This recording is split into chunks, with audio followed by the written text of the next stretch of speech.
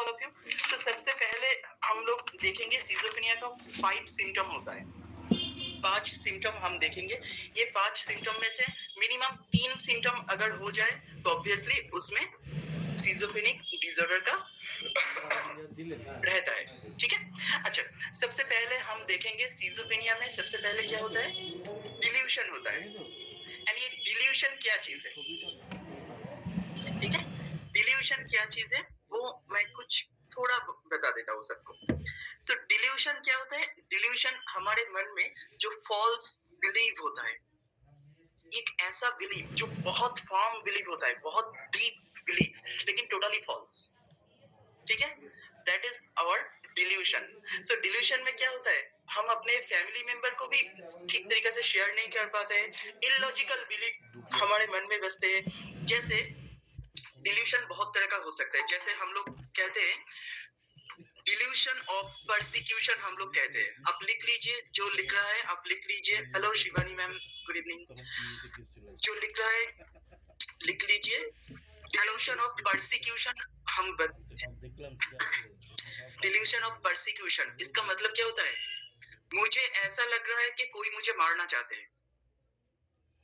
ठीक है, इस तरह का व्यू पॉइंट हमारे मन में आ जाते हैं। मुझे ऐसा लग रहा है कि कोई मुझे मारना चाहते हैं, someone is going to kill me, someone is everywhere, just here and there they are going and talking about me, just कोई मुझे दूर से देख रहा है, मेरे बारे में बात कर रहा है। someone is planning, कोई मुझे ऐसा लग रहा है कि कोई प्लान कर रहा है मुझे मारने की, मुझे पॉइजन देने की प्लानिंग कर रहा है।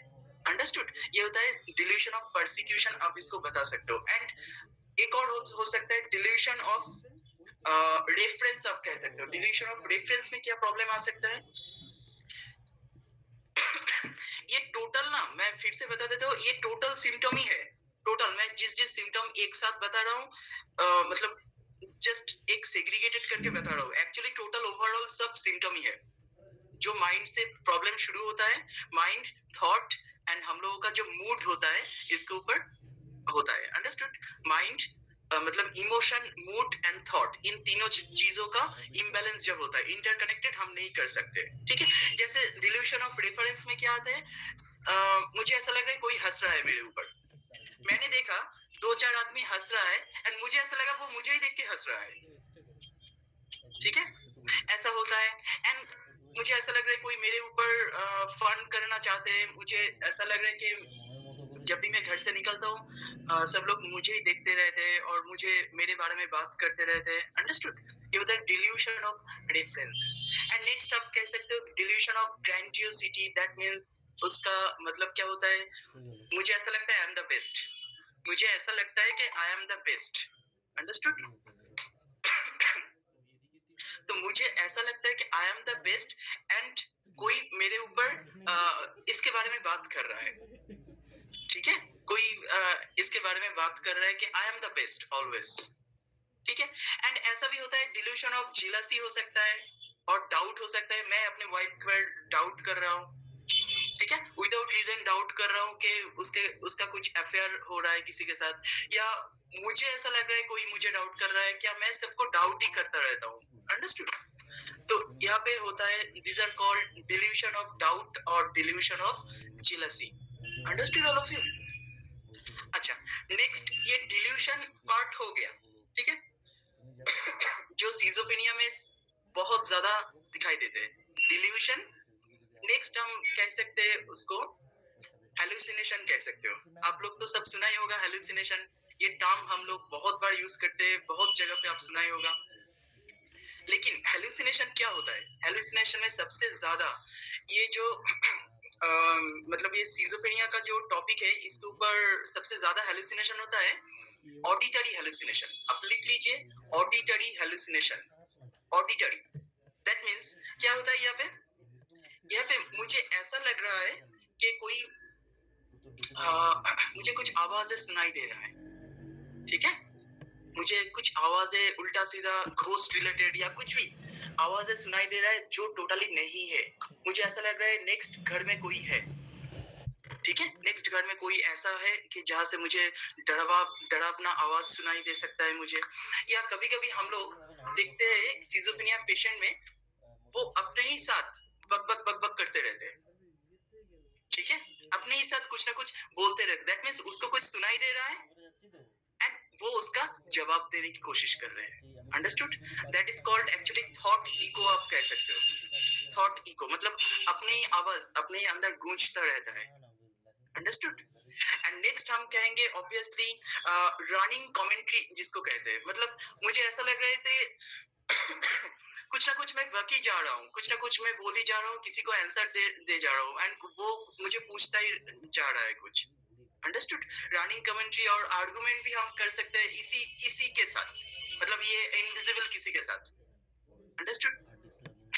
ऐसा होता है कि ऑडिटरी हेलुसिनेशन में ऐसा होता है। एंड हम लोग नेक्स्ट हम बात करते हैं कि visual hallucination, that is very very dangerous.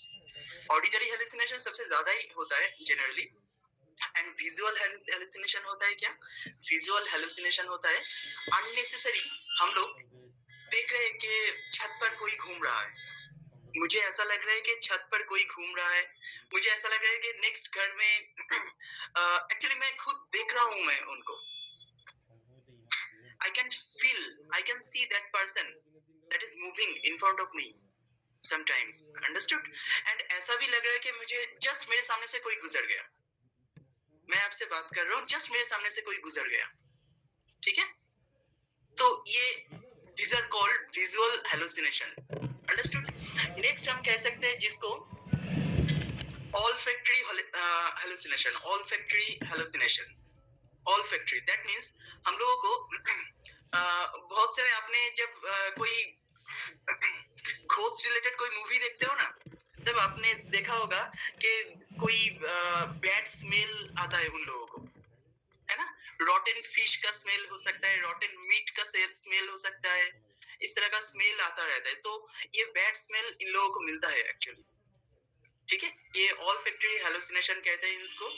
And next हम कहेंगे गैस्ट्रेटरी हेलुसिनेशन, गैस्ट्रेटरी हेलुसिनेशन, जिसको आप लिख लीजिए गैस्ट्रेटरी हेलुसिनेशन, GUSTATORY, जो लिख रहा है लिख लीजिए GUSTATORY, गैस्ट्रेटरी हेलुसिनेशन। इसका मतलब क्या होता है, हमारे टंग पर बैड टेस्ट हो रहा है, ठीक है, बैड टेस्ट हो रहा है, बीटर टेस्ट हो सकता है, ब्लड का टेस्ट आ सकता है, ठीक है, जिसको किसी को ब्लड का टेस्ट आ सकता है, या मेटल का टेस्ट जनरली आ सकता है, मेटलिक टेस्ट, ठीक है। अच्छा, एंड ये हो गया हेलुसिनेशन वाला पार्ट।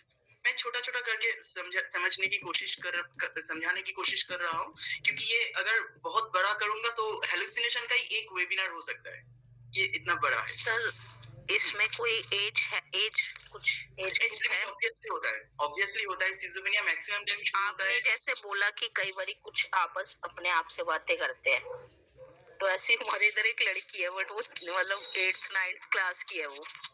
अच्छा, वो ऐसे करती है खुद से ही बातें करना। तो बहुत छोटी है, अभी छोटी है। अभी कुछ और रीजन से भी हो सकता है, या सिजोफ्रेनिया थोड़ा और भी बड़ा होता है सिजोफ्रेनिया, क्योंकि वो परेशान रहेगी, बहुत स्ट्रेस्ड रहेगी सिजोफ्रेनिया में। एंड नॉट ओनली दैट, ये शुरू होता है जनरली 20 to 25 इयर्स ऐसे, या 15 इयर्स में भी शुरू हो जाता है कभी कभी, ठीक है। अच्छा, नेक्स्ट हम इसको कहते हैं डिसऑर्गेनाइज स्पीच, हम कहेंगे नेक्स्ट पॉइंट। हेलुसिनेशन के बाद आते हैं डिसऑर्गेनाइज स्पीच, ये 3 number point, disorganise speech, okay. जहाँ पे क्या होता है, हम लोग क्या कहते हैं कुछ भी नहीं पता, क्या कहने जा रहे हैं, क्या आप मुझे कह रहे हो आपका नाम क्या है, मैं बोल रहा हूँ मेरा नाम तमाल सिंघा है, एंड अभी इंडिया पाकिस्तान का मैच चल रहा है, मतलब कुछ भी रिलेशन नहीं है मेरे बातों में, ठीक है। तो ये होता है डिसऑर्गेनाइज स्पीच। नेक्स्ट हम कहते हैं जिसको कैटाटोनिया कह सकते हो, कैटाटोनिक सिजोफ्रेनिया कहता है जिसको। हाँ, क्या इंद्रजीत मैम? यस, जैसे अभी आपने बोला कि disorganise speech, yes sir yes, एक कई बार होता है कि हम बोलते कुछ है, मतलब मैं बोलना कुछ चाह रही हूँ और मुझसे बोला कुछ जा रहा है, तो वो स्लिप ऑफ टंग हो गया, हम बोलते हैं, तो वो भी इसमें नो नो नो नो, बिल्कुल नहीं, that is totally different. Okay, मैं बहुत लोग मेरे साथ बहुत सारे बातें कर रहे हैं, लेकिन मैं कुछ अपनी दुनिया में हूँ, ठीक है? मैं कुछ और ही सवाल का आंसर दे रहा हूँ और कुछ उल्टा सीधा कह रहा हूँ जो टोटली रिलेटेड नहीं है, ठीक है?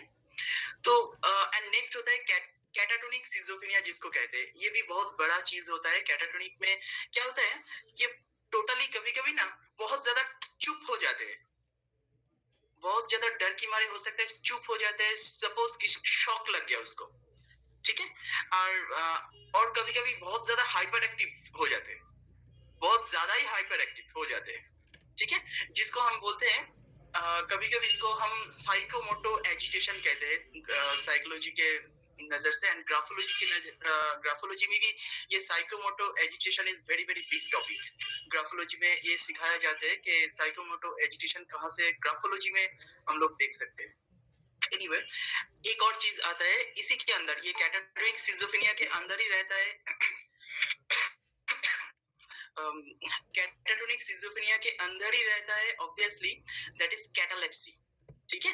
कैटालेप्सी, जिसको हम कहते हैं कि कभी-कभी ऐसा होता है कि बहुत ज्यादा शॉक लग गया, शॉक न्यूज किसी ने सुन लिया एंड वो अचानक चुप हो गया, किसी के साथ बात भी नहीं कर रहा है, अचानक चुप हो गया, मतलब बहुत ज्यादा शॉक हो गया किसी न्यूज के वजह से। अंडरस्टूड? ये भी हो सकता है। एंड लास्ट, हाँ बताइए। शॉक की बात ये सर, अगर उसको ज्यादा बार हो तो ही, कि कभी एक ही बार हो गया जैसे नहीं, मिनिमम 6 महीना रहना चाहिए। ये सिम्टम मिनिमम 6 महीना रहना चाहिए किसी का, ठीक है? एंड नॉट ओनली एक सर, क्योंकि ये पीछे सुशांत सिंह राजपूत का जब डेथ हुआ था तो बहुत न्यूज आया ना, तो ऐसा काफी टाइम तक रहा था। मुझे फिर सिद्धार्थ शुक्ला का हुआ, तो मैं इसलिए पूछ रही हूँ कि ये 1-2 बार हो गया या नहीं, अगर होता है तो 6 महीना होना पड़ता है। एंड मैं जो 5 सिम्टम बोल रहा हूँ, 5 में से मिनिमम 3 सिम्टम रहना चाहिए। ओके सर, ठीक है? ये सिंधु मैम, आप कुछ पूछ रहे थे? 6 मंथ, मिनिमम 6 मंथ होना ही चाहिए, ठीक है? एंड विच अभी तक जो बात हम कर रहे थे, इसको हम पॉजिटिव कैरेक्टर कहते हैं। पॉजिटिव कैरेक्टर क्यों कहते हैं? मतलब ये सिजोफ्रेनिया के वजह से ये शुरू हो रहा है। अंडरस्टूड?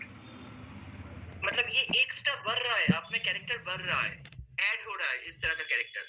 एंड कुछ कैरेक्टर नेगेटिव होता है, मतलब आप में नहीं, मतलब आप में था लेकिन वो डिलीट हो रहा है, ठीक है?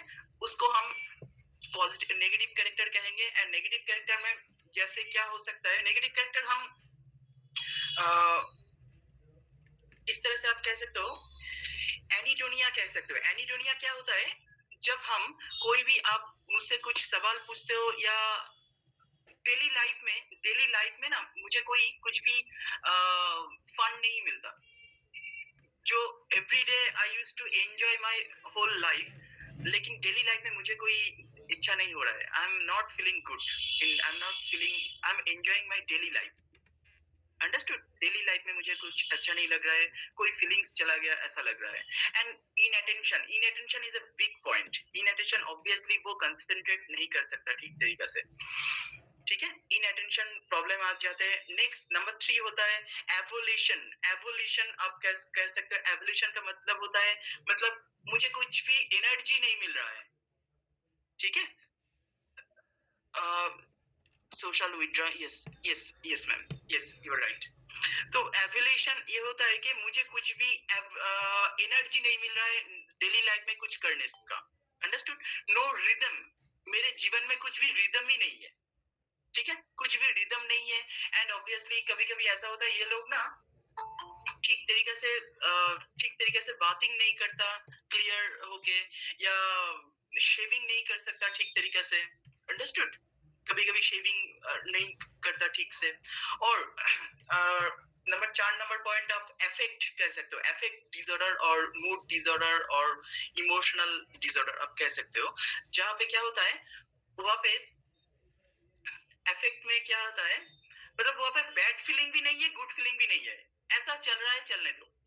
कुछ भी मेरे साथ कुछ भी हो रहा है, जो मुझे बहुत एंजॉय करता था मैं एक समय, अभी मुझे कुछ नहीं कर रहा हूँ मैं। Understood? No emotions are there. I'm not a happy person. I'm not a unhappy person.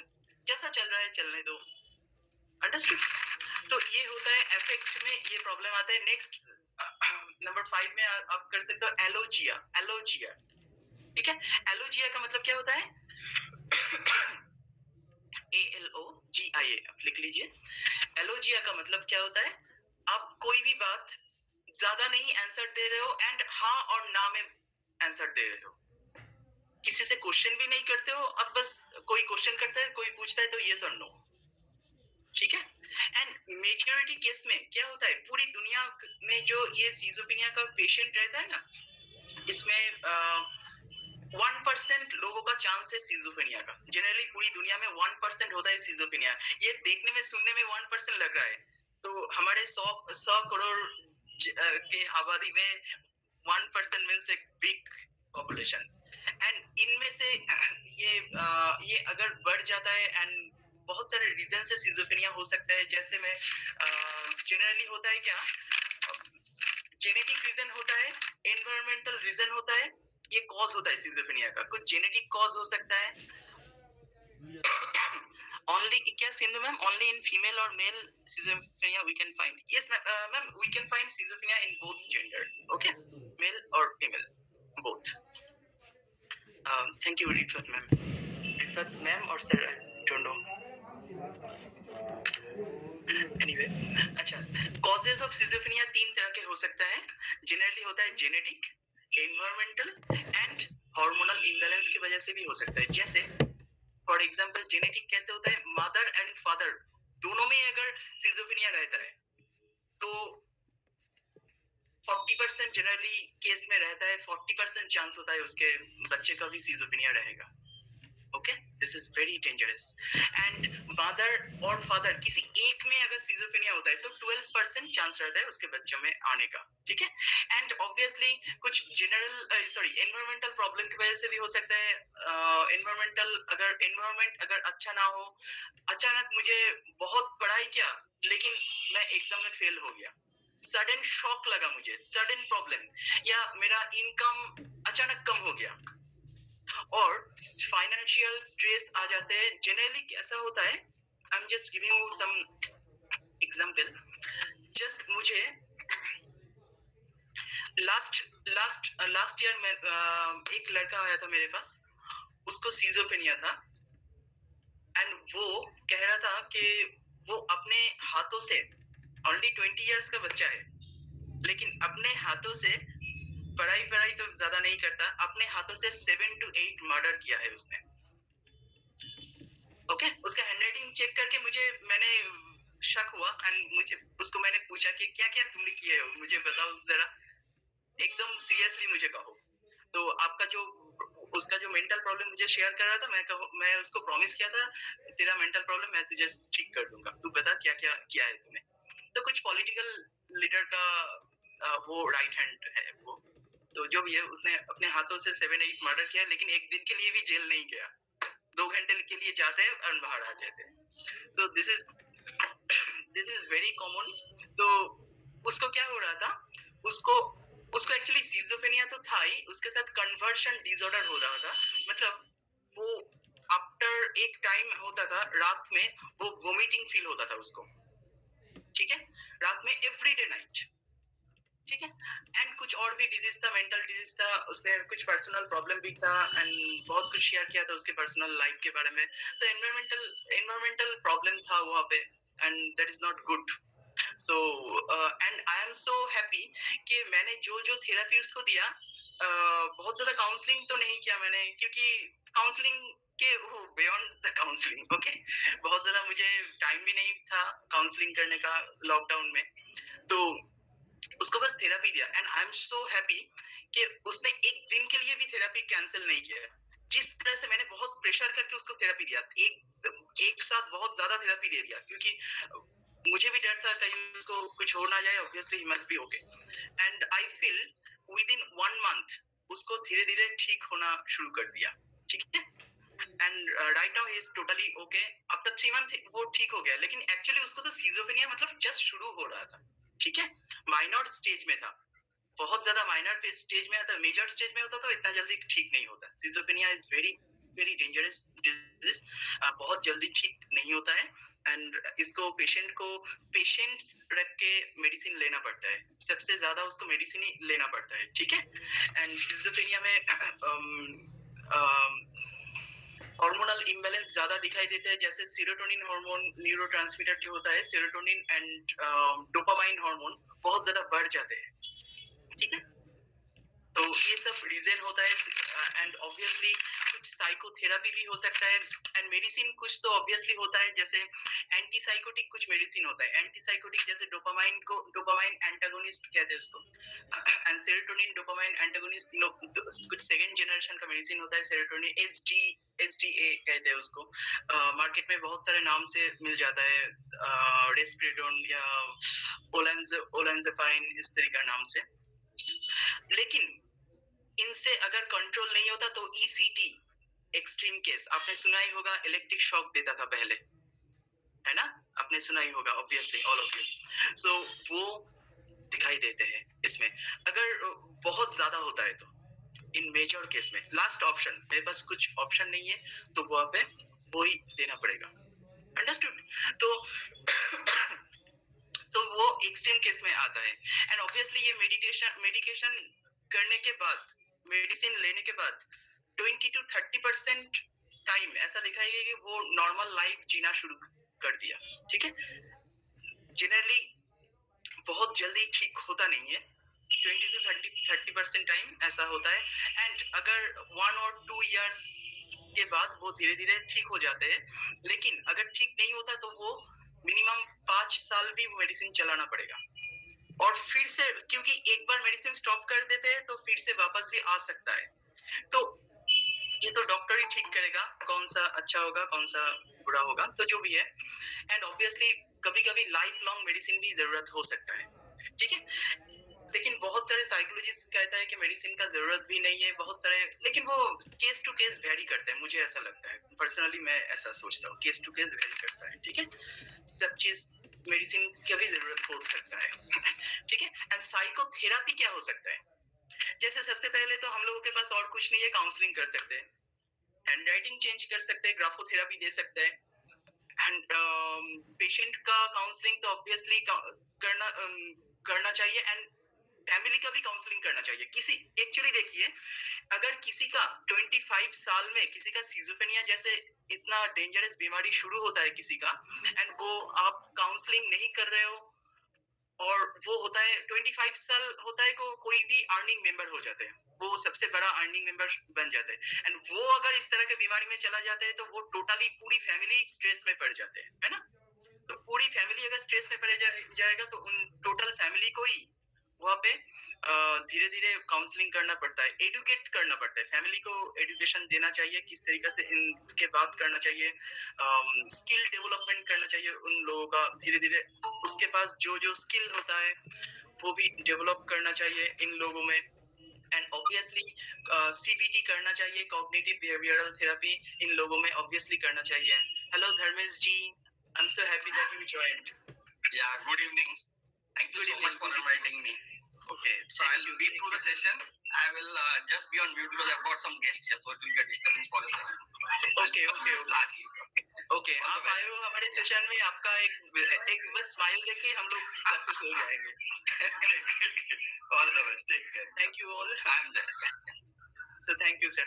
अच्छा, तो हम लोग इस साइकोथेरेपी के जो बात कर रहे थे, तो यहाँ पे सीबीटी हम लोग उसको दे सकते हैं एंड एक्चुअली सिजोफ्रेनिया में ना अवेयरनेस बहुत कम होता है। एक्चुअली किसी को भी अगर आप कहोगे कि आपका कुछ प्रॉब्लम है तो डॉक्टर के पास जाइए, तो अभी भी इंडिया में कैसा होता है, उसको हम बोलते हैं कि मैं पागल नहीं हूँ, मैं पागल के डॉक्टर के पास नहीं जाऊंगा।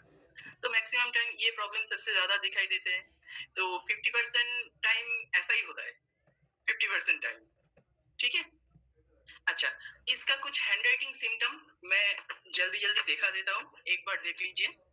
अच्छा, हैंडराइटिंग से कैसे, ये आप देख सकते हो। एक्चुअली एक जो हैंडराइटिंग से आप देख सकते हो, एक डिजीज अलग अलग से भी आप देख सकते हो।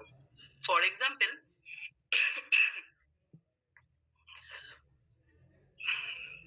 मैं टोटल ये आज तो नहीं करवा सकता टोटल, क्योंकि ये बहुत बड़ा हो जाएगा, मतलब आप पैरानॉइड सिजोफ्रेनिया अलग से आप देख सकते हो हैंडराइटिंग में, कैटाटोनिक सिजोफ्रेनिया अलग से देख सकते हो, या नॉर्मल जो टोटल ओवरऑल सिजोफ्रेनिया की बात कर रहे हैं वो भी आप अलग से देख सकते हो। ठीक है, मैं थोड़ा दिखा देता हूँ आपको हैंडराइटिंग से कैसे हम जान सकते हैं। सबसे पहले हम बताते हैं, आपके पास अगर पेन पेपर हो किसी के पास, आप लिखने की कोशिश कर सकते हो इस तरीके से। जो शेप, अगर किसी का हैंडराइटिंग का शेप आप 1 सेकंड के लिए लिखने की कोशिश करो।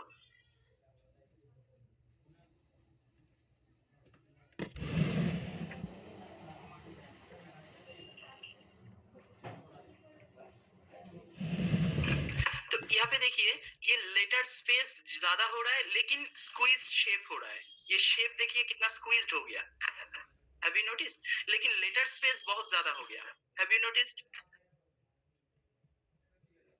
तो आप अगर कोशिश करोगे एरोप्लेन लिखने की, मैं तो यहाँ पे थक गया, वो भी लिख नहीं पाया ठीक तरीके से।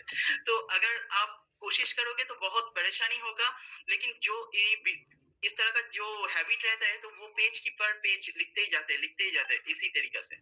अंडरस्टूड?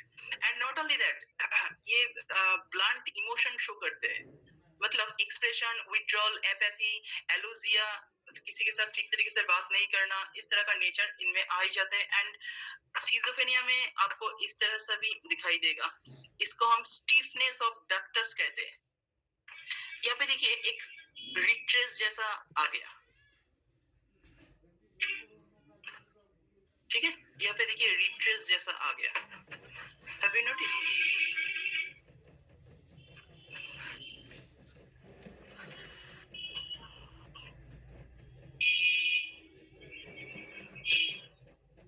Have you notice? यहाँ पे रिट्रेस जैसा आ गया, इसको हम ये ऊपर वाला पोर्शन ना बहुत ज्यादा स्टीप हो जाते हैं, स्टीप बन जाते हैं इसमें, अंडरस्टूड? एंड ऊपर अपर जोन या लोअर वाला जो लेटर होता है उसमें भी आप ये देख सकते हो। एंड स्क्वीज शेप, जैसे मैंने कहा, स्क्वीज शेप तो आप देख ही सकते हो, ठीक है। जो जो नोट डाउन कर रहा था आप लिख लीजिए कि स्क्वीज शेप आप लिख सकते हो। एंड सडन, अचानक किसी का लेटर स्पेस, सॉरी, लेटर बहुत ज्यादा स्मॉल हो जाते हैं, ठीक है, अचानक सडनली स्मॉल हो जाते हैं। एंड कभी कभी उसका हाइट, लास्ट वर्ड में जो हाइट होता है, squeeze letter shape, wide letter spacing, yes sir. And जो हाइट होता है वो कभी कभी बढ़ जाता है लास्ट लेटर में, जैसे WORD,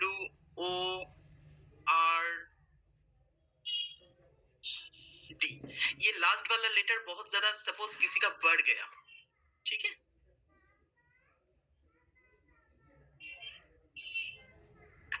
तो ये लास्ट वाला लेटर अगर किसी का बढ़ जाता है, मतलब बहुत ज्यादा बड़ा हो जाता है, वहां पे भी ये देख सकते हो आप। एंड आप ना राउंड फॉर्मेशन वहां पे एब्सेंस रहेगा मैक्सिमम टाइम।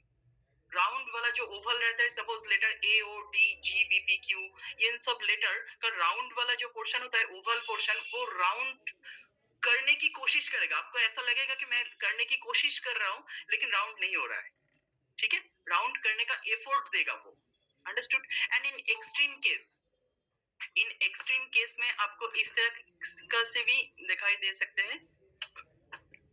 लोअर जोन ये लेफ्ट की तरफ बहुत ज्यादा पुल हो जाते हैं, अंडरस्टूड? लोअर जोन ये लेटर GY, ये लेफ्ट की तरफ बहुत ज्यादा पुल हो जाते हैं। एंड कभी कभी आपको ये भी बहुत ज्यादा दिखाई देते हैं। I'm just giving you.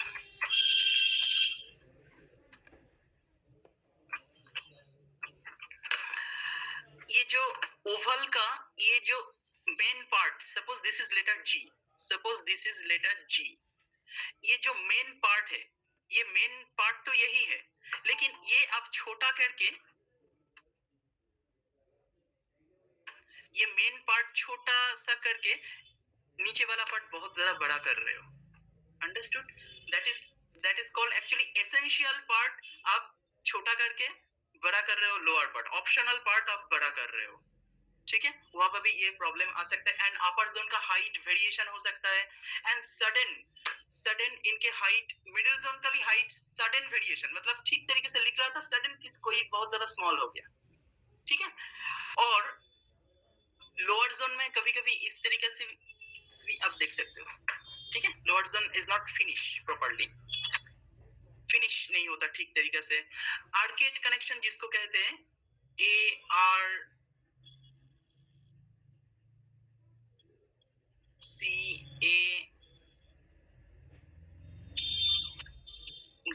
अच्छा जो भी है, तो ये जो कनेक्शन दिख रहा है आपको, ये ऊपर से जो connection, this is called arcade connection. इस तरीके से भी आप कनेक्शन दिख सकते हो यहाँ पे। आर्केड कनेक्शन रहता है बहुत जगह पे। अच्छा, कभी कभी ना क्या लिखा है समझ में नहीं आएगा, मतलब थ्रेड हो जाते हैं एक ही वर्ड में। फर्स्ट दो लेटर ठीक ठाक है, लास्ट दो लेटर ठीक ठाक है, बीच में थ्रेड हो गया, मतलब बहुत जल्दी इस तरह से चला गया। क्या लिखा है कुछ भी समझ में नहीं आ रहा है। थ्रेड कनेक्शन कभी कभी हो सकता है। एंड लोअर जोन में कभी एंगल भी आप देख सकते हो, बहुत ज्यादा एंगल जहाँ पे हो जाते हैं, एंगल दिख सकते हो। एंड टेक्स्ट एंड सिग्नेचर ठीक तरीके से मैच नहीं होता, ठीक है। टेक्स्ट एंड सिग्नेचर ठीक तरीके से मैच नहीं होता। जैसे टेक्स्ट राइट स्लैंट हो गया, सिग्नेचर हो गया लेफ्ट स्लैंट, तो बहुत सारे डिस्क्रिपेंसी आप देख सकते हो। स्लैश ज्यादा दिखेगा आपको, स्लैश मतलब लेटर टी के बार में भी स्लैश आप देख सकते हो इस तरीके से, मतलब जो अचानक फेडिंग हो जाते हैं, जो लेटर का इंक धीरे धीरे कम होते जा रहे हैं, ठीक है। स्लैश स्ट्रोक आप देख सकते हो। अच्छा, तो ये टोटल था सिजोफ्रेनिया का आज का टोटल एपिसोड। मैं फिर से एक बार कंक्लूड कर देता हूँ। सिजोफ्रेनिया बहुत तरीका का हो सकता है। Total paranoid schizophrenia, hebephrenic schizophrenia, catatonic schizophrenia, undifferentiated types, residual type, simple, post schizophrenic, depression, ये सब कुछ हम देख सकते हैं एक एक करके हैंडराइटिंग से। अभी तक ये सभी हम डिस्कस कर रहे थे। एंड सिजोफ्रेनिया का टोटल हम जो ओवरऑल प्रॉब्लम, डिल्यूशन, हेलुसिनेशन किस तरह का हो सकता है।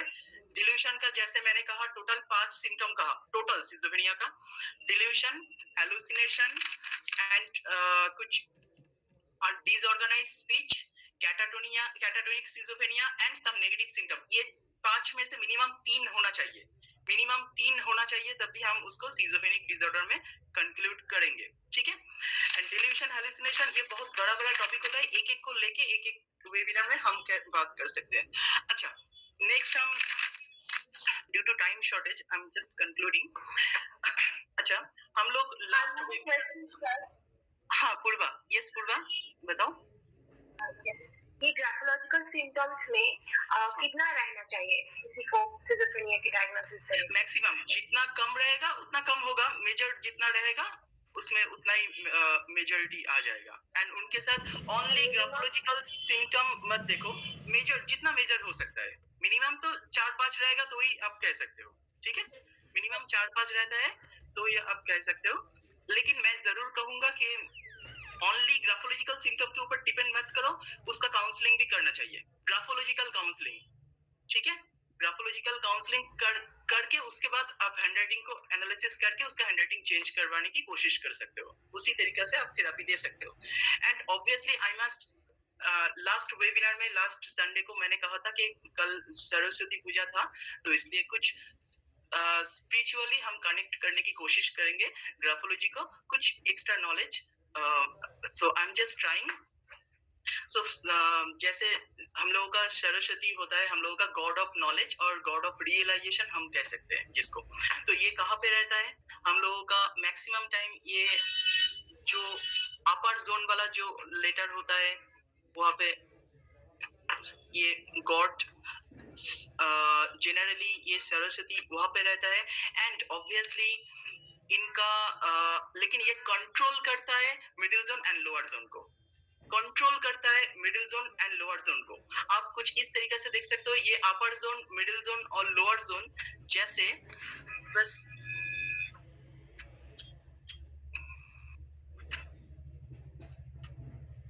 इस तरीके से आप देख सकते हो। सपोज मैंने ALY लिखा है यहाँ पे, तो अपर zone, middle zone, lower zone, that means यहाँ से शुरू होता है हम लोगों का।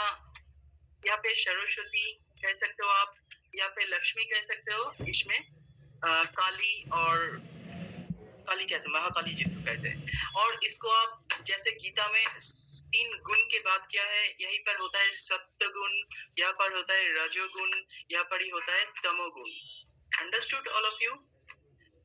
ठीक है, ठीक एक ही सिस्टम में यहाँ पे ही होता है ब्रह्मा, यहाँ पे होता है विष्णु, यहाँ पे होता है महेश। ठीक है, एक ही सिस्टम में।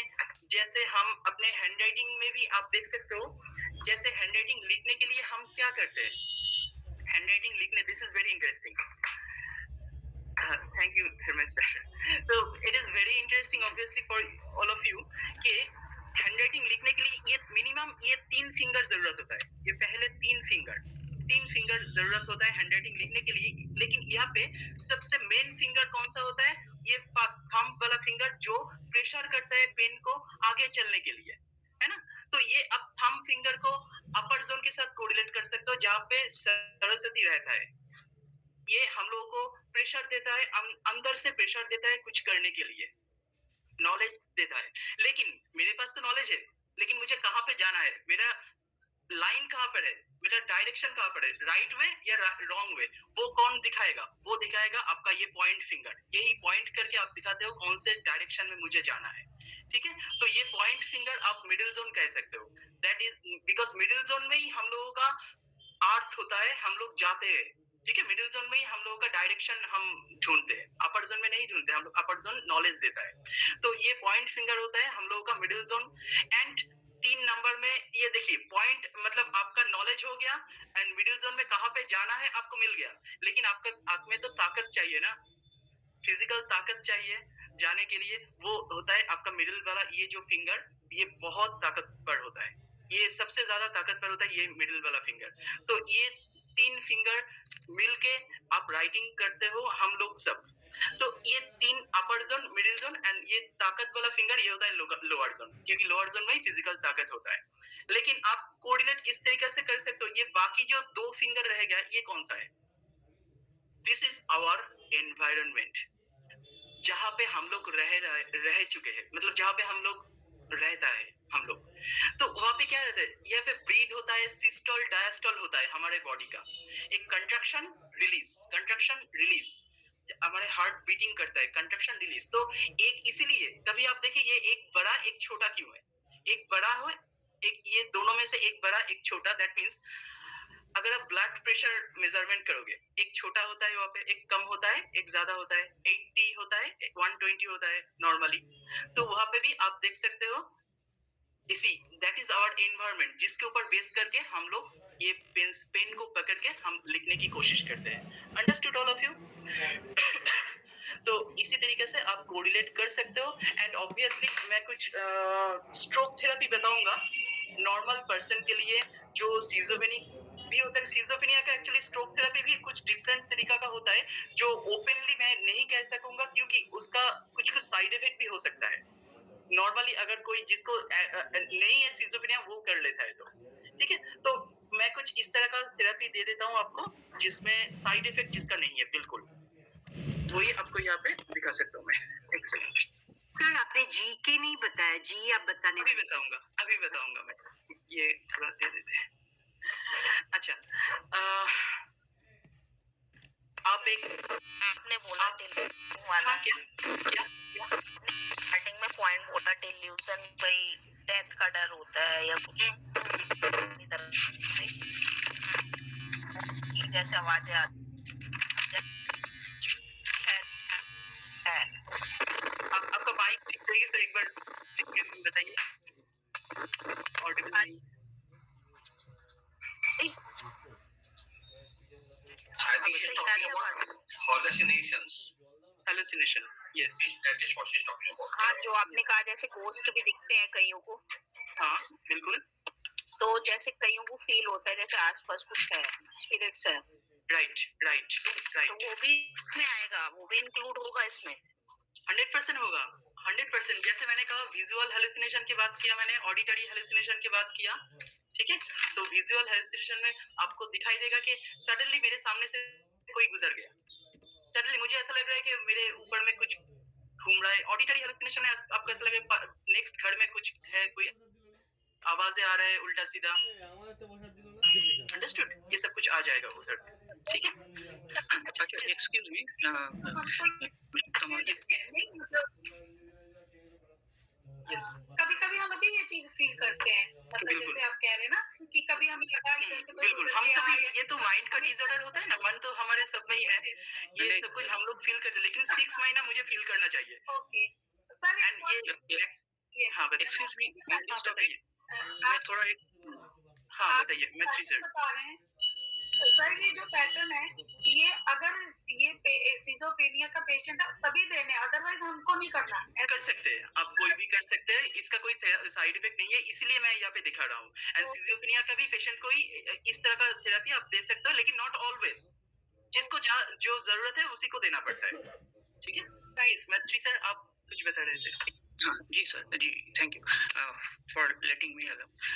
मैं ये बात, आप जैसे ये साइकोलॉजी, ग्राफोलॉजी और स्पिरिचुअलिटी लेके बात कर रहे हैं, हेल्यूसिनेशन के टॉपिक में जो आप पॉइंट्स बोले, द थिंग इज जो ये तो है रियलिटी का बेसिस में मेडिकल साइंस का जो डेफिनेशंस, बट बहुत लोग स्पिरिचुअल फील्ड में भी है जो कि योगा, कुंडलिनी और अलग अलग तरह का मेडिटेशंस प्रैक्टिस करते हैं, और जैसे कि अल्टरनेटिव हीलिंग्स में भी है, जैसे मैं भी हूँ, रेकी एंड ऑल दैट। तो वो सब में जब आस्ते आस्ते लोगों का उन्नति होता है तो they get the capability of clear voice, clear audience, clear sentiments, clear cognization. जो आप हेल्यूसिनेशन में बोले वो चीज डेवलप आस्ते आस्ते लोगों का होता है, जो मेडिटेशन, योगा एंड कुंडलिनी ये सब प्रैक्टिस, लेकिन वो लोगों को फिर ये सिजोफ्रेनिक नहीं, हम लोग डायरेक्टली आप सपोज नॉस्ट्राडामस का बात सुने होंगे या बाबा, राइट सर एक Nostradamus, like that. So they are not mad, they are not schizophrenic. It's a different dimension of spirituality. So then there are certain normal people and there are other people. Right. And they get all these qualities also. 100% you are right. Yes.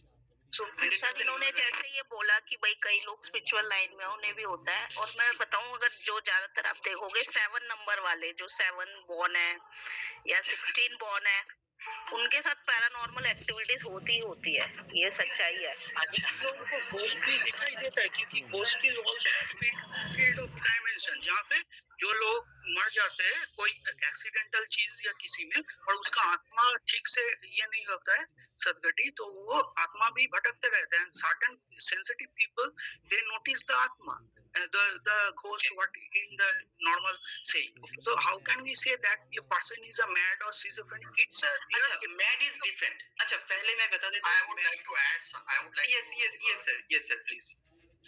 तो मैं समझ रहा हूँ कि जो अभी जो जिस डायरेक्शन में सब जा रहा है, तो I would like to first से कि जैसे हम नॉर्मल रिपोर्ट निकालते हैं, ब्लड रिपोर्ट या कुछ भी निकालते हैं, डायग्नोसिस करते हैं, तो डायग्नोसिस के बाद वो रिपोर्ट में फिर भी लिखा होता है कि वो डॉक्टर है ना कोरिलेट करेगा सिचुएशन के हिसाब से। लिखा है मतलब वो 100% वो है ऐसा नहीं है, it has to be understood in the context of what is the problem.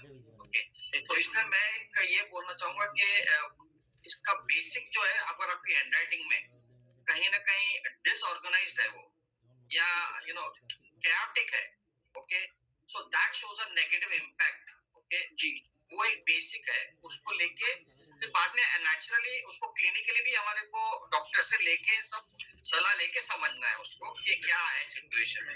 Okay, और बाकी जो स्पिरिचुअलिटी में वो तो पॉजिटिव साइड है, उसमें वो बंदे की आपकी हैंडराइटिंग देखोगे तो वो it will not be chaotic। Okay, so it is well organized. So well organized मतलब सही, it's a positive approach of it. जहाँ पे chaotic है, you know, no letter spacing, no word spacing, एक दूसरे के अंदर जा रहे हैं, अलाइनमेंट नहीं है, छोटे लेटर्स, बड़े लेटर्स, मूड स्विंग्स दिख रहे हैं सब जगह पे, so that you can call this as, you know, schizophrenia, right? वो ये बाकी है, इसका पॉजिटिव साइड लिखेंगे तो जैसे आप बोल रहे हो, that is they are all positive sides, the other aspects. Difference. तो ये जो आपने कहा, जैसे मैत्री सर ने कहा, तो मैं जरूर कहूंगा, जैसे हम लोगों में रामकृष्ण परमहंस देव, उसने क्या हुआ था, उसका तो समाधि हो जाता था, है ना?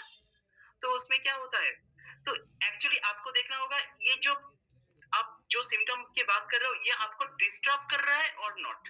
अगर डिस्टर्ब करेगा तो ही मैं डॉक्टर के पास जाऊंगा, नहीं तो अगर मैं डिस्टर्ब नहीं करेगा तो मैं डॉक्टर के पास जाऊंगा, डॉक्टर मुझे बताएगा कि मैं पागल हूँ, मैड हूँ या कुछ और हूँ, ठीक है, लेकिन अगर ये डिस्टर्ब नहीं कर रहा है, मैं घर में बैठा हूँ, तो I am not a mat, obviously I am not a mat. Yes, I wanted that clarity in that one. yes. अगर ये डिस्टर्ब करता है तो ये आप कह सकते हो उसको, ठीक है. अच्छा, जो स्ट्रोक थेरेपी की बात कर रहे थे हम लोग, इस तरीके से आप कह सकते हो, इस तरीके से ELY, ठीक तरीके से आप लिख सकते हो. 16 line every day, 16 line every day, अपने बॉडी को बैलेंस करने के लिए, लाइफ को बैलेंस करने के लिए, जोन को बैलेंस करने के लिए. Obviously this is very good therapy. And obviously इसके साथ सिजोफ्रेनिक में अगर आप देखते हो बहुत ज्यादा स्ट्रेस रहता है, तो स्ट्रेस का थेरेपी जैसे हम लोग देते हैं, इस तरह का थेरेपी, या और भी स्ट्रेस रिलेटेड बहुत सारा थेरेपी होता है, ये सब कुछ आप दे सकते हो, ठीक है. अच्छा, एक और चीज मुझे पूछा गया था मेरे ग्रुप में कि how later G is connected to sexuality, and how is it really is there any connection between letter G and spirituality? I was asked. So obviously मैं इसका आंसर वेबिनार में देना पसंद करूंगा. सबको जानने की हक है ये, ठीक है. तो सबसे पहले मैं बता देता हूँ उसका answer. This is very interesting. All graphologists must know it. हम लोगों को जैसे लेटर G क्या इंडिकेट करता है, देखिए एक चीज. Suppose this is the perfect letter G. ये मिडिल जोन है, ये लोअर जोन है, ठीक है. तो यहाँ पे देखिए, आप अगर हिंदू स्पिरिचुअलिटी के नजर से आप देखना चाहोगे, तो लेटर G स्पिरिचुअल लाइफ में हम लोगों का गॉड कौन है, सेक्सुअल सेक्स का गॉड कौन है? हाँ, राइट. कामदेव हम कह सकते हैं उसको, ठीक है. तो ये कामदेव, नॉट ओनली कामदेव, ये तो गॉड है, एंड गॉडेस भी है उसकी, है ना.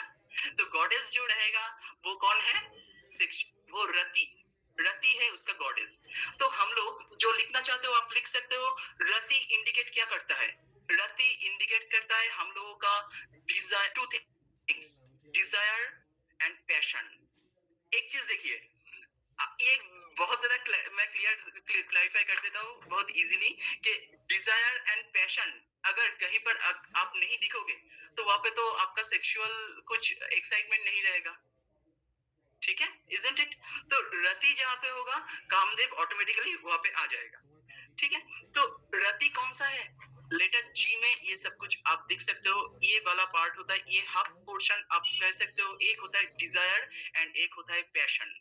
आप इस तरीके से और इस तरीके से आप देख सकते हो. ये ऊपर वाला पार्ट होता है डिजायर एंड पैशन का.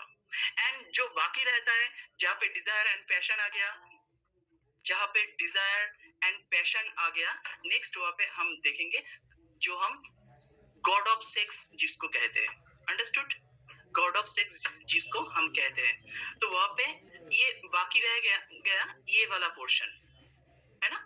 तो ये वाला पोर्शन में क्या क्या होता है आप पहले देख लीजिए. तो गॉड ऑफ सेक्स जिसको हम कहते हैं, गॉड ऑफ सेक्स का मतलब क्या होता है, सेक्स गॉड का 5 वेपन होता है ना. 5 एरो हम कहते हैं, बंगाली में हम लोग कहते हैं पंच बाण कहते हैं बंगाली में, तो हिंदी में पता नहीं मुझे. तो 5 एरो होता है सेक्स गॉड का.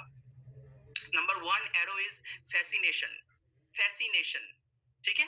आप लिख सकते हो फैसिनेशन मतलब क्या होता है, किसी के प्यार में पड़ना, किसी को अच्छा लगने लगा, ठीक है. तो यहाँ पे देखिए, यहाँ पे जहाँ पे रति है, रति तो ये ओवल पार्ट, तो उसको मुझे अच्छा लग रहा है, उसका प्यार में मैं पड़ रहा हूँ, obviously I am feeling good. So ये पोर्शन, ये इतना ही, ये लोअर जोन की तरफ जा रहा हूँ मैं, ये पोर्शन आते हैं फैसिनेशन, अंडरस्टूड. ये पोर्शन आप इनवाइट इसको कह सकते हो फैसिनेशन वाला पार्ट. नेक्स्ट, ये अगर बहुत ज्यादा बढ़ जाएगा, ठीक है, ये अगर बहुत ज्यादा बढ़ जाएगा, ये फैसिनेशन बढ़ जाता है, तो क्या होना शुरू कर देगा, next weapon, that is disturbance. मतलब मुझे डिस्टर्ब करना शुरू कर देगा कि आई एम फीलिंग सो टेम्पटेड, मैं टेम्पटेड हो रहा हूँ उस ऑपोजिट जेंडर के ऊपर, isn't it? उस रति जो है उसके ऊपर मैं टेम्पटेड हो रहा हूँ. तो मैं कितना ज्यादा टेम्पटेड होऊंगा, तो ये इंडिकेट करता है ये वाला पोर्शन, अंडरस्टूड. तो ये हो गया फर्स्ट, नंबर 1, एंड ये नंबर 2, ये हो गया आपका डिस्टर्बिंग पोर्शन, डिस्टर्बेंस आप कह सकते हो, सेकंड वेपन. अच्छा, आप कितना ज्यादा टेम्पटेड हो गए, ठीक है, वो तो टेम्पटेशन आपको मिल गया, टेम्पटेड हो गए आप, लेकिन अभी आप क्या करोगे, अभी आप रति के पास जाने की कोशिश करोगे क्योंकि आपका तो इच्छा बहुत ज्यादा हो गया, you can't control yourself now, आप में क्या होगा, बर्निंग शुरू हो जाएगा, third weapon that is burning, ठीक है, एंड बर्निंग कहाँ पे होता है, ये वाला पोर्शन, ये जो बर्निंग एरिया, मतलब यहाँ पे this area is called burning area, very very dangerous area, this area, understood, यहाँ पे बर्निंग शुरू होता है, दैट मींस यू आर, आप अपने आप को रोक नहीं पा रहे हो, आप जाने की कोशिश कर रहे हो रति के पास, ठीक है, लेकिन देखिए आपके बॉडी में बर्निंग शुरू हो गया, अभी आप क्या करोगे, बर्निंग का नेक्स्ट फोर्थ वेपन जो होता है दैट इज डेसिनेशन, जो लिखना चाहते हो लिख सकते हो, DESICCATION, डेसिनेशन, रिपीट DESICCATION, डेसिनेशन, मतलब क्या होता है, आप में बर्निंग हो गया, आप में बॉडी में, हम लोगों के बॉडी में बर्निंग हो चुके, अभी बर्निंग ज्यादा होगा तो क्या होगा, एवापोरेट हो जाएगा ना, एवापोरेट हो जाएगा, हम लोगों का जो मेल बॉडी का जो स्पर्म होता है वो एवापोरेट होना शुरू कर देगा, दैट मींस वो धीरे धीरे बाहर की तरफ बढ़ने की शुरू कर देगा, अंडरस्टूड, सो ये दिस इज कॉल्ड डेसिनेशन नंबर, ये 3 नंबर एंड ये 4 नंबर वाला पार्ट, अंडरस्टूड, एंड अगर आपका टोटल बॉडी ड्राई हो गया, डेसिनेशन हो गया, टोटल खाली हो गया, नेक्स्ट देन आप सेटिस्फाइड हो जाओगे, सेटिस्फाइड मतलब क्या होता है, टोटल डिस्ट्रक्शन, इतना टाइम आपने जिस तरीके से टोटल ये सेक्सुअल जो चीज मैंने कहा, ये टोटल इमोशन ही डिस्ट्रक्ट हो जाते हैं, डिस्ट्रक्शन हो जाते हैं, ठीक है, कंप्लीट हो जाते, that means you are satisfied, you don't need anything more, okay, that means you are satisfied, so that is the area, ये वाला एरिया, दैट मींस ये वाला एरिया जो होता है, ठीक है, that is number 5, last arrow of sex of god, that is called Kamdev, जिसको हम कह सकते हैं, ठीक है, तो इसमें इसको हम कहते हैं डिस्ट्रक्शन, ठीक है, तो इस तरीके से आप लेटर जी को कोरिलेट कर सकते हो हमारे स्पिरिचुअलिटी एंड सेक्सुअलिटी के साथ, इज इट क्लियर टू आपने सर ओवल पार्ट में 4 पार्ट्स किए ना, बट यू ओवल पार्ट में 4 नहीं, ओवल पार्ट में 2 पार्ट्स है ना, डिजायर एंड पैशन, डिजायर आप इस तरीके से भी देख सकते हो, डिजायर एंड पैशन Okay. और इस तरीके से भी देख सकते हो, ओके, थैंक यू सर, तो सर किसी का जी का ये ओवल अगर छोटा हो, यही मैं कह रहा हूँ, अगर किसी का ये 5 जो मैंने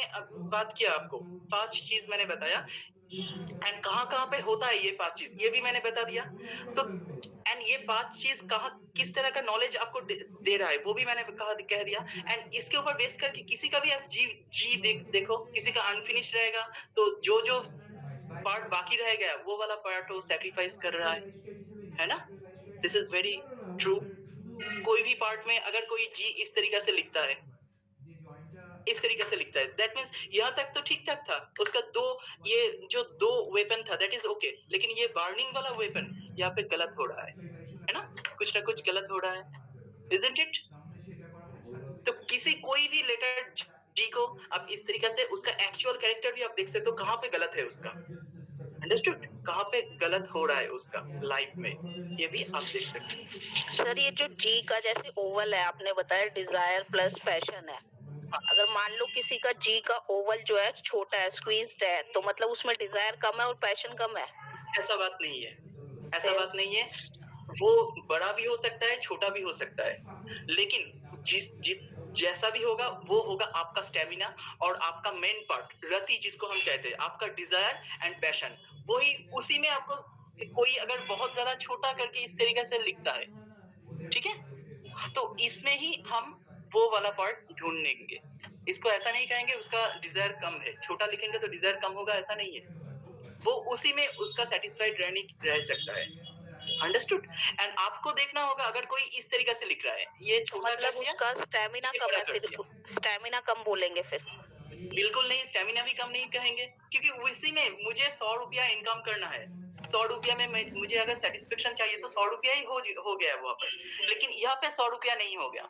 यहाँ पे देखिए ये जो 100 रुपया वाला पोर्शन ये बहुत ज्यादा बड़ा हो गया। दैट मीन्स ये 3 नंबर में वार्निंग में प्रॉब्लम है उसका, एंड 4 नंबर जो है जो डेसिकेशन दैट मीन्स एवापोरेशन जैसे मैंने कहा उसमें प्रॉब्लम है उसका। ठीक है समझ में आ रहा है? तो ये होता है ओवर एक्सपेक्टेशन वाला पोर्शन। मैं एक्सपेक्ट बहुत ज्यादा कर रहा हूँ इस एरिया पे एक्सपेक्टेशन बहुत ज्यादा हो रहा है। बेलून जी जिसको हम कहते हैं। So Tamal, I understand that it is the proportion of the zones that is to be seen and not the Right, sir. Right, oval sir. of the individual circle. Yeah, correct. Right, sir. So 100%. So obviously sir, I'm so happy that आपने join किया, and obviously मैं सबको introduce करवाना चाहता हूँ कि Dharmesh sir is the best logo analyst. मेरे हिसाब से पूरी इंडिया का बेस्ट लोगो एनालिस्ट है। कोई भी लोगो चाहिए तो इनके पास आप जा सकते हो, वो एक्चुअल भी बता दे सकते हैं कि लोगो के बारे में। Yes, thank you so much. Yeah. And Tamal, you are fantastic. और मैं चाहूंगा कि अपना ग्राफो फ्रेंड पे आप प्लीज ये इसके ना ग्राफिक्स बना के शेयर कीजिए। This today's what you have shared on the spiritual side of it, वो होना चाहिए, उसका डॉक्यूमेंट ग्राफो फ्रेंड पे आना चाहिए, and आप you should be more active on that platform. Yeah. Sir actually मैं बहुत ज्यादा एक्टिव नहीं हूँ। एक्चुअली बहुत सारा आर्गुमेंट होता है, मैं टाइम नहीं मिलता मुझे आंसर देने का। नहीं, वो डोंट वरी अबाउट इट। वो उसकी वजह से मत रोको, because what you are having ना, it should be given to the world. That is very important. वो argument नहीं कि उसको छोड़ दो, don't worry about it. बस you initiate. That is something fantastic that you're sharing. बहुत लोग को मालूम नहीं है जो आपके पास है वो। Thank you, sir. Okay. Thank you so much, sir. It's really a wonderful session, sir. Thank you so much, sir. Sir, I would like to take a suggestion from all. ये जो आप हमको ना इतना सारा knowledge बांट रहे हो, तो I think you should charge us something. Don't give it free. I want to pay. देखते हैं अगर हो सके तो। मैं एक्चुअली बहुत ज्यादा पैसा लेना पसंद नहीं करता, मैं बस कोर्स करवाने के लिए मैं पैसा लेता हूँ। और क्योंकि बहुत सारा बच्चा आता है वेबिनार में, उनसे पैसा मांगना मुझे अच्छा नहीं लगता। No, I'm not saying take a big amount of money, but at least some nominal fee for every webinar that you are conducting. No, the knowledge is so immense. I tell you, every day I am so grateful to you, and I actually pray in my prayers that I'm so thankful to you. So this should not go waste. You use it somewhere else if you want, for some donation. But every Sunday you tell people to pay you a small amount, token amount of money. So even they will be serious. They will be able to use this knowledge. When we get the knowledge free, we are not able to use that knowledge properly. What do you say, Parmesh sir? Awesome. What you put it is so fantastic. Really.